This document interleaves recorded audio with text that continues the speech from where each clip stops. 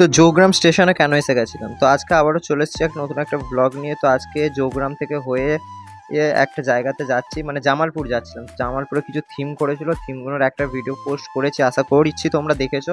খুব সুন্দর জামালপুরের থিম করে বলে দুই বন্ধু মিলে চলে গেছিলাম সেই জামালপুরের থিমগুলো দেখার জন্য। তো একটা তো মাত্র দেখেছিলাম, কারণ আর একটা আগের ভিডিওতে দেখিয়ে দিয়েছি তোমাদেরকে।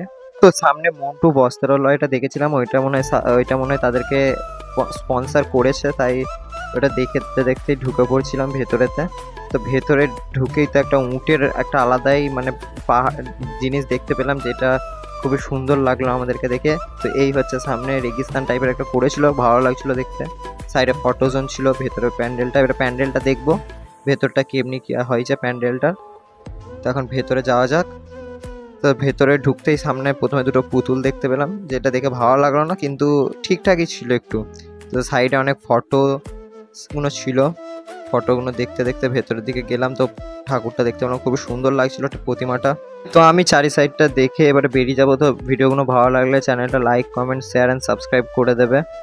তো এই হচ্ছে এবার আমরা ওখান থেকে বেরিয়ে গেলাম। ওখান থেকে একটা পুলের মতো গেছে, তো ওইখান থেকে বেরিয়ে সদরঘাট, মানে আমাদের যেটা সদরঘাট আছে ওইখানেও একটা সদরঘাট টাইপেরই আছে। তো ওইখানের ওয়েদারটা দেখছিলাম, খুবই সুন্দর লাগছিল। দিয়ে দেখা হয়ে যাওয়ার পর খাওয়া দাওয়া করে নিলাম। তো খাওয়া দাওয়া করে এখন বাড়ি চলে যাই। দেখা হচ্ছে পরবর্তী ভিডিওতে, বাই।